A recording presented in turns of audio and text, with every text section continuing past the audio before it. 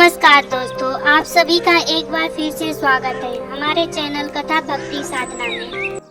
आखिर दिवाली के दिन एक साथ क्यों की जाती है लक्ष्मी जी और गणेश जी की पूजा, आइए जानें।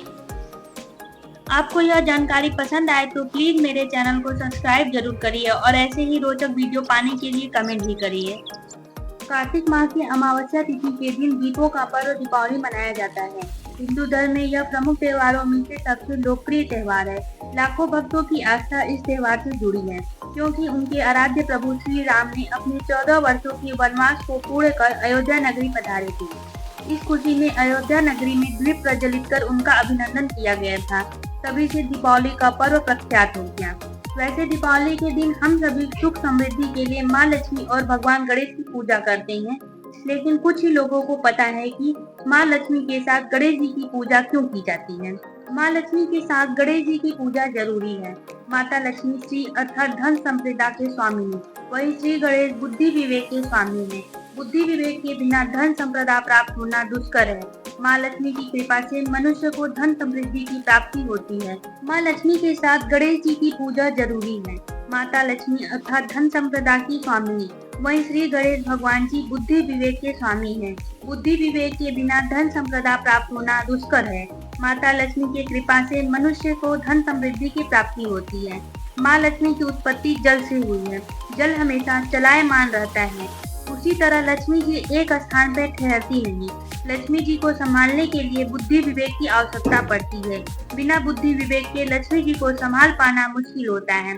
इसलिए दीपावली पूजन में लक्ष्मी जी के साथ गणेश जी की पूजा की जाती है, ताकि लक्ष्मी जी के साथ बुद्धि की प्राप्ति हो सके। कहा जाता है कि जब लक्ष्मी जी मिलती हैं, तब उसकी चकाचौंध में मनुष्य अपना विवेक खो देता है और बुद्धि से काम नहीं करता। इसलिए लक्ष्मी जी के साथ हमेशा गणेश जी की पूजा करनी चाहिए।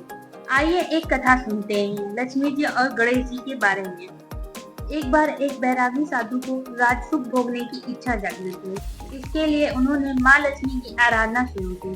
कड़ी तपस्या और आराधना से लक्ष्मी जी प्रसन्न हुए और उन्हें दर्शन देकर वरदान दिया कि उन्हें उच्च पद और सम्मान प्राप्त हो। इसके बाद वह साधु राज दरबार में पहुंचा। वरदान मिलने से उसे अभिमान हो गया। उसने भरे दरबार में राजा को धक्का मारा, जिससे राजा का मुकुट नीचे गिर गया। लेकिन इसी बीच राजा के गिरे हुए मुकुट से एक काला नाग निकलकर बाहर आया। सभी चौंक गए और साधु को चमत्कारी समझकर उसकी जय जयकार करने लगे। राजा ने भी प्रसन्न होकर साधु को एक उच्च पद दिया। उस साधु को रहने के लिए राजा ने एक महल भी दे दिए। एक दिन राजा को साधु ने भरे दरबार में हाथ खींचकर बाहर ले गया। यह देखकर दरबारी भी उनके पीछे पीछे भागने लगे। सभी के बाहर जाते ही भूकंप आया और भवन खंडहर हो गया। लोगों को लगा कि साधु ने उसकी जान बचाई। इसके बाद साधु का मान सम्मान और ज्यादा बढ़ गया, जिसके बाद उसका अहंकार चरम सीमा पर हो गया। राजा के महल में एक गणेश जी की प्रतिमा थी। एक दिन साधु ने यह कहकर प्रतिमा हटवा दी कि यह देखने में बिल्कुल अच्छा नहीं है। इसके बाद कहा जाता है कि साधु की बुद्धि भ्रष्ट होना शुरू हो गई।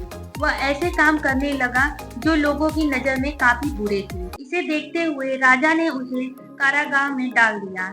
साधु जेल में ही एक बार फिर लक्ष्मी जी की आराधना करने लगे। लक्ष्मी जी ने उन्हें दर्शन देकर कहा कि तुमने भगवान गणेश का अपमान किया है, इसके लिए तुम्हें गणेश जी का आराधना करना होगा।